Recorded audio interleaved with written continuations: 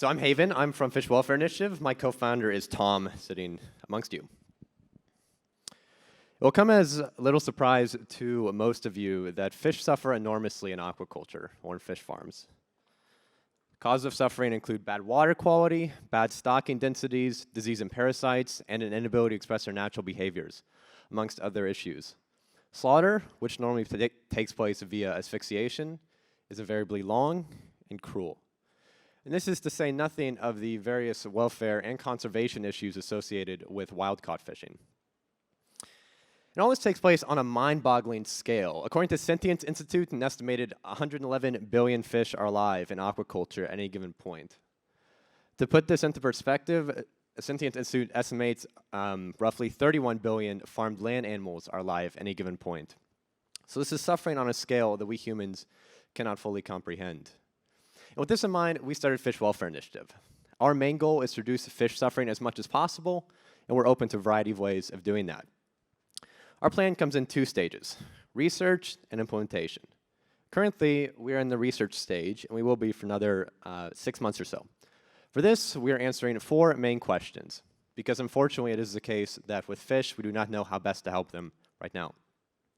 1, which species should we focus on? 2, which country should we work in? 3, which approach should we take? Should we target farmers or producers or even governments? And 4, and perhaps most importantly, which welfare improvement should we advocate for?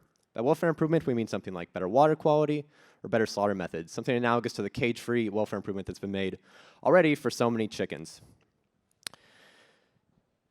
Now, if you went to Carolina's talk earlier today, you'll know that all this research doesn't help anyone until it's implemented. That's why the second and main stage of Fish Welfare Initiative is the implementation of a pilot program based off of our findings. Now, since this is all a little abstract, I'd like to walk through one example of what this could look like. Taiwan farms a massive amount of fish. In fact, it's one of the top producing countries globally for fish aquaculture. And furthermore, its government is actually amenable to working with foreign NGOs. So we could work in Taiwan. There, we could work with tilapia, both because tilapia is one of the most numerous farmed species in Taiwan, and because tilapia are very resilient to dying, suggesting that farmers would not have a great deal of incentive to optimize for welfare, because the fish will probably survive long enough to be slaughtered for meat, regardless of how they are treated during their lives. And with tilapia, we could work with farmers to implement aerators. These are relatively simple machines that mix up the water and improve water quality by improving oxygen levels in the water, thus, hopefully, reducing fish suffering. Now, of course, to work in any foreign culture, it's imperative to have people on the ground who understand the culture and the language, which is why we'll be hiring people who know those things better than we ever will. Now, this is just one example of something we could work on. Our hypothesis is that a single-issue focused charity can work in the animal space. This could be proven wrong, or we could fail to have impact in one way or another, in which case we'll scale down or shut down. Here, we'll be able to write you all a real nice forum post, how not to advocate for fish. Or we could be proven right. We could scale up and have a massive impact, improving the lives of millions or even billions of fish. This will tell everyone that such a charity can work in the animal space. Perhaps some of you have heard of the Against Malaria Foundation. It's a charity hyper-focused on one extremely important issue, providing anti-malarial bed nets to people who need them most.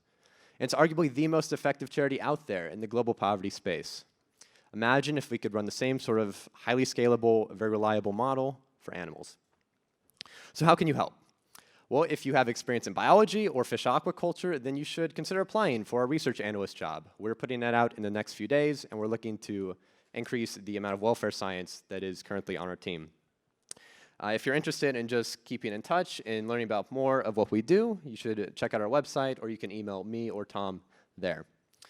Now, on with this. At the end of the day, we hope that our biggest impact comes from the expansion of humanity's moral circles to include all sentient life.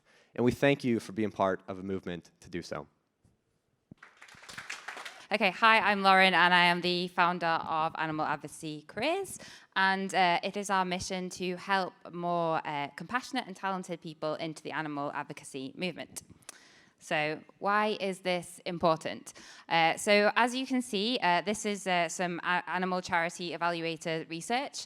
And this is the number of animals, farmed animals, which are used and killed in the world. And this is the amount of money which is actually donated to them. So this tiny little blue box is the amount of money which is actually donated to the farmed animal cause. So this in itself is a really neglected area and gives a compelling argument as to why you should donate to those charities. But one of the issues that these charities are suffering with most at the moment is that they don't have enough highly talented individuals working in their organizations.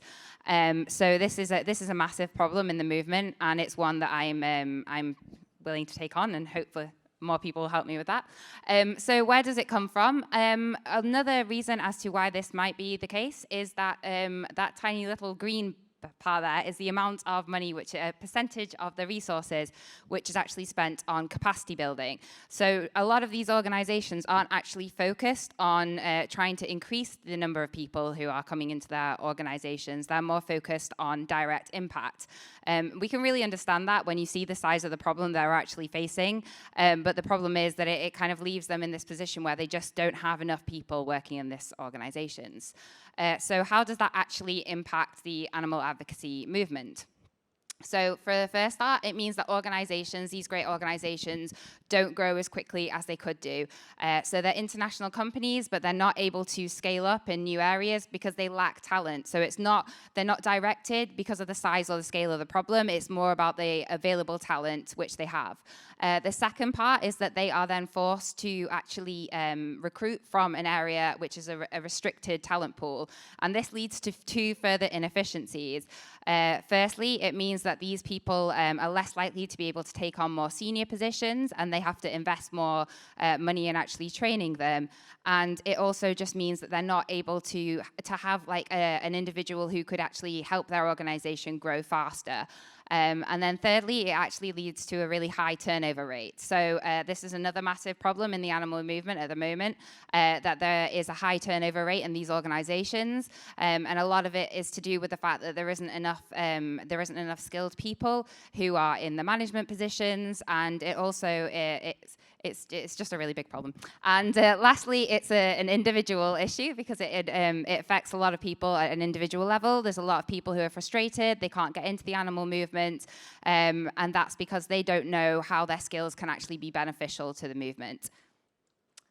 So that's where we come in. Since starting the organization so far, we've conducted initial research into looking at what skills are the most needed to help the animal movement grow for the next 5 years.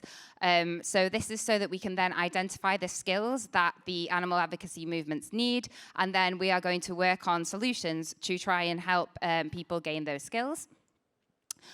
So some of the areas that we want to look into is how can individuals actually have the most impact in animal advocacy movements. Some topics may be things like how many animals can you actually help through changing your career, what careers actually have the most impact in animal advocacy, so that people are actually able to make more informed decisions about how they can make a difference to the animal advocacy movement. And then from there, we're going to be looking into possible solutions. So we understand the size of the problem. We are understanding now what skills are most needed in these animal organizations. And the next is to looking into solutions. So we're going to look into all of the possible solutions that we might be able to use to actually get people into these animal organizations, and then systematically trial which ones are the most cost-effective and help people from there. So we'll also be trying to help these individuals get into the animal advocacy movements. And finally, I would just like to encourage everyone to never stop learning and to carry on improving themselves and working for what they believe in. Thank you. Hi, I'm Caleb, and I'm excited to introduce the charity that I'm founding, Good Policies. So yeah, as we said before, Good Policies is looking to improve public health policy in low and middle income countries to bring impact at scale.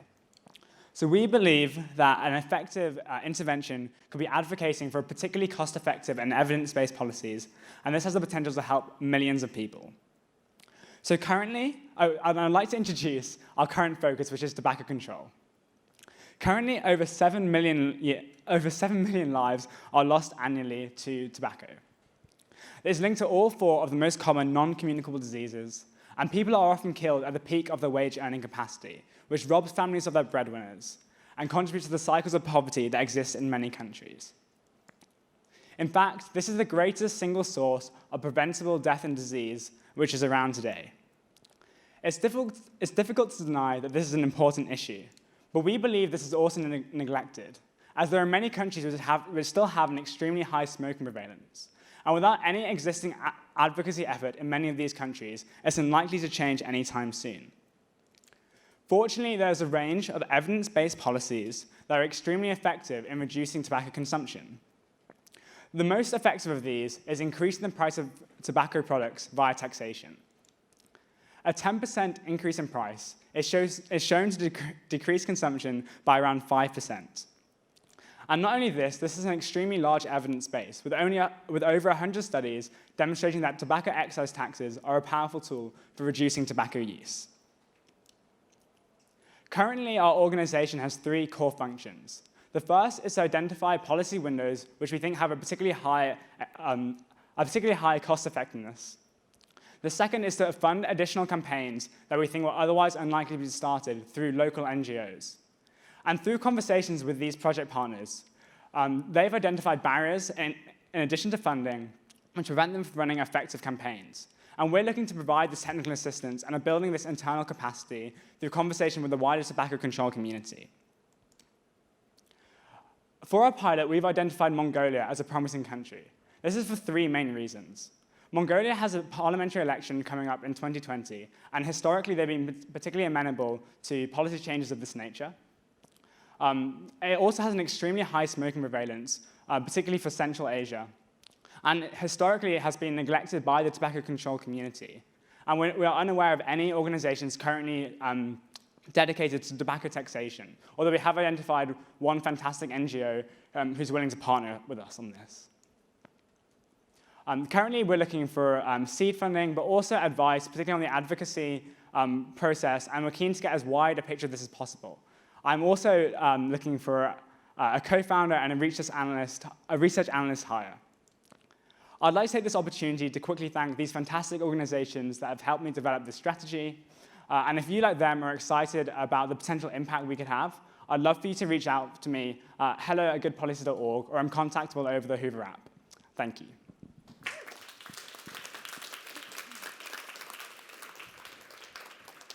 Good afternoon, everyone. My name is Michael Plant. I'm the founder and director of the Happier Lives Institute.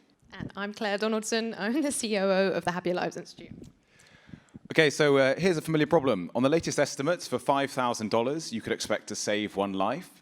You could double 10 people's income for a year through unconditional cash transfers, or you could treat 50 people for depression using interpersonal group therapy. And the question is, which of these does the most good? Obviously, what we want to do is to improve people's lives by as much as possible to maximize well-being. But the challenge, as Alice Redfern raised this morning, is how do we work out how to do this? And as she pointed out, the current method is we use our intuitions. We just weigh up, what's the value of doubling someone's income? What's the value of treating them for depression? And we just make sort of hypothetical judgments. And the concern is, how good are these judgments? I'm going to suggest not nearly as good as we would like. So if you ask people to choose between 2 health states, between moderate anxiety or depression, or some mobility issues, as in walking with a cane, when you ask people how much of their life they'd be prepared to trade off not to have these conditions, they say they're about as bad. So they'd be prepared to trade off 15% of their life. What you can also do is you can ask people about their subjective well-being, their self-reported happiness and life satisfaction. And when we do this, we find that moderate anxiety or depression is associated with a 10 times greater loss in life satisfaction than some mobility issues. So there's a big difference between what people expect affects their well-being and then what does when you ask them about it. So this is why at the Happier Lives Institute, we want to do cause prioritization in terms of subjective well-being. We want to use self-reports of happiness and life satisfaction to work out what the world's most pressing problems are. The graph on the left indicates the number of research articles in this field. So this has really exploded recently as academics have realized that, in fact, subjective well-being is more measurable than ever. The measures are valid, reliable, and rigorous. And this also has been sort of in part driven by a growth amongst policymakers in wanting to find a better measure of social progress than GDP. And we think SWB, subjective well-being, is a promising way to go, and we're following the work in policy in advocating this and trying to bring it to effective altruism.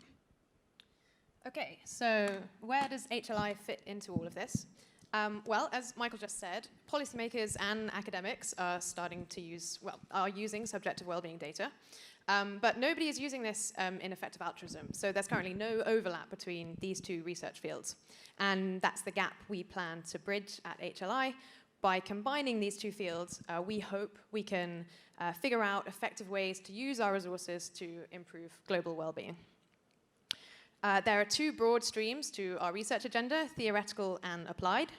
So to give you a feel for the theoretical research, this is how, whether, and when we should use subjective well-being in our analysis. So as an example of a question we think is really important, how do we compare subjective well-being scores between people in different contexts? So thinking back to the example Michael already mentioned, can we compare the subjective well-being changes of people who've received cash transfers in Kenya with people who've received interpersonal group therapy in Uganda? And some work has been done on this already, but we want to do some further work here.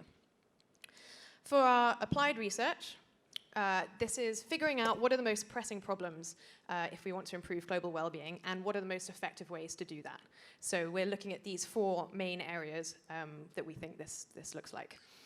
As an example, at the moment, we're trying to find the most cost-effective interventions in mental health in a developing country context. So that's the kind of project that this might look like. So just to wrap up, I just want to remind you what this is all about. We think everyone here in this room cares about happiness, and that sounds maybe a little bit obvious, but I think it's actually quite easy to forget that we all care about well-being. And we think we have this really exciting method using subjective well-being that means we can work on something we all agree is really important. So we hope at HLI, by measuring what really matters, we can shift the approaches of NGOs, governments, and individuals so that they can more effectively improve how people's lives go for them around the world today. If you're excited by our mission, we're currently advertising for researchers. We're also looking for funders and advisors, so do get in touch if you'd like to get involved. Thanks a lot for listening.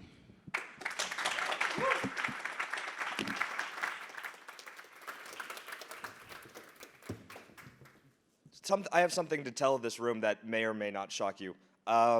Getting government to change policy is really, really hard. So when Michael and I were looking at this intervention, we thought it was going to be difficult, but we really didn't know how difficult it was going to be. But we still believe that no matter how difficult tobacco taxation is, the high-risk, high-reward piece of it is well worth it. So I won't go into too much detail because my colleague Caleb has already mentioned a bit about tobacco taxation. It's the biggest preventable killer worldwide, but there is a piece I want to hone in on that wasn't talked about. And one of the reasons that we're really excited is because of the kind of flow-through effects that you get with taxation. So when you talk about tobacco and preventable disease, you have to consider the cost, not just to the end user in terms of their life, but when you're talking about a health system, that health system is also paying for catastrophic incidences when someone gets cancer, for instance. But when you talk about taxation, not only does the health burden now go down, which means that the government has to pay less money for total healthcare costs, it also means that they have an additional revenue stream that they can use for excellent policies. And we think that that additional revenue stream paired with this intervention means that it's going to be one of the most cost-effective that there is. And despite how effective this intervention is, it's relatively neglected. So when we came into this, we were part of the charity entrepreneurship program, as you know, and we've been working for about the last 2 months on this. And we basically started with building a very basic model, analyzing about 40 variables ranging from the rate of tobacco use in a country to the level of corruption, rule of law, that sort of thing. And what we found was that basically there are a lot of countries where this issue is pretty dang neglected. So what we're doing now is essentially building a model that's much more robust and looking at how can we analyze where we should be working and where other people in the policy space in this area should be looking to do intervention. So as Caleb mentioned, you of course have to do things that bring it over the line. And so we're working to analyze where change is going to happen across the world. And we're really excited about this because we think that tobacco tax has been repeatedly neglected, but also because when we build a model that helps us understand how policy change occurs across the world, we plan to disseminate that information across the EA community because we believe that there's so much good that can be done with effective policies that we want to share that information as widely as we can.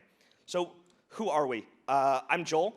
I'm originally an entrepreneur from the US, if you haven't figured out from my accent.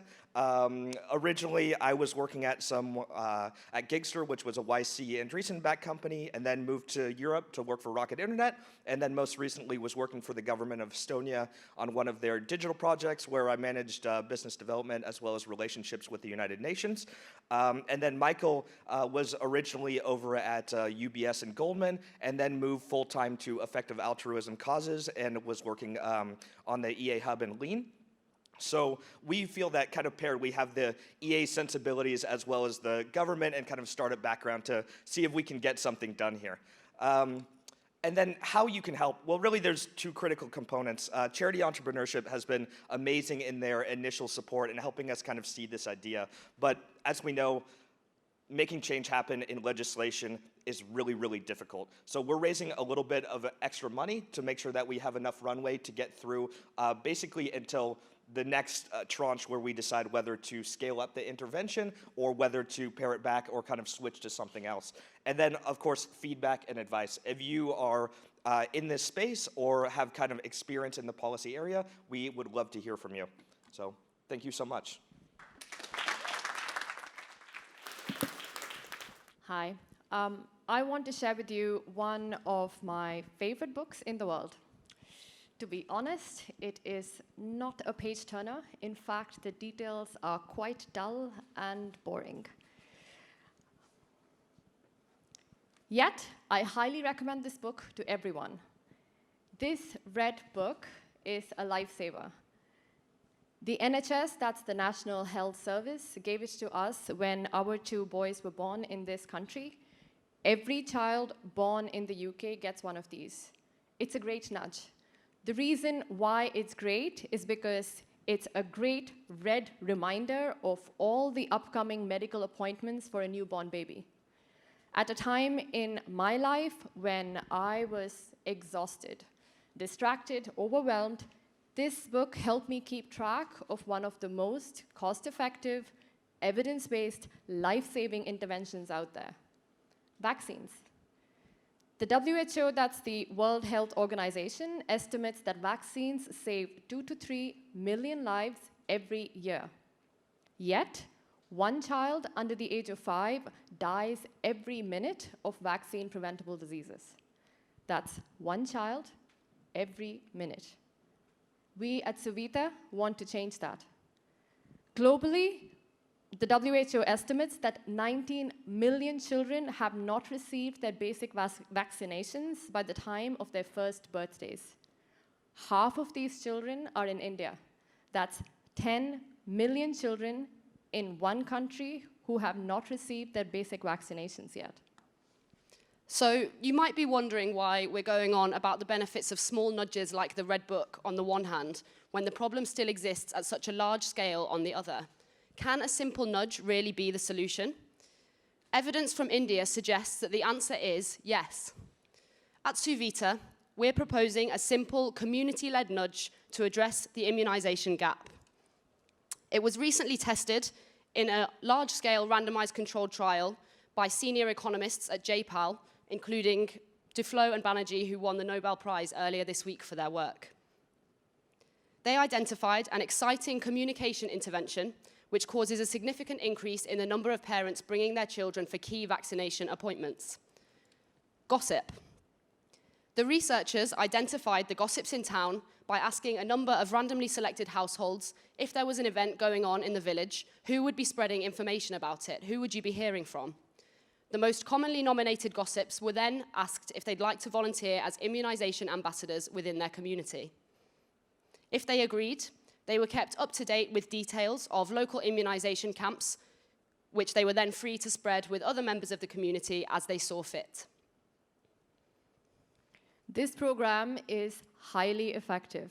In fact, as a result of this intervention, we know that there was a 22% increase in parents taking their children to get them immunized. In addition, we know it's quite cost-effective as well. In fact, we believe it could be one of the most cost-effective global health interventions out there based on benefits achieved per dollar spent. The Haryana state government is currently exploring with our MIT researchers on scaling this intervention within the state of Haryana. At the same time, despite these extraordinary results, we are not aware of any other state government or charity looking to scale this. That's where Suvita comes in. We plan to roll this intervention out in additional states in the country of India. We will harness the power of nudges to ensure no child misses out on the benefits of immunization. So we're particularly excited about this opportunity because we now have the chance to build upon a large-scale, rigorously conducted randomized controlled trial, which was carried out in the country in which we plan to work and builds on an existing evidence base. We recently traveled to India to meet with a number of relevant stakeholders and to learn about their work in this space to ensure that we will complement rather than duplicate existing actors. We're more than happy to discuss the details of our plans for next steps in research, fundraising, partnerships, and operationalization. So please do reach out to us if you're interested in hearing more. Through using an evidence-based, cost-effective, and impact-focused approach, our mission is to ensure that in future, the 5 needless child deaths that happened while we've been talking will be a thing of the past. Thank you.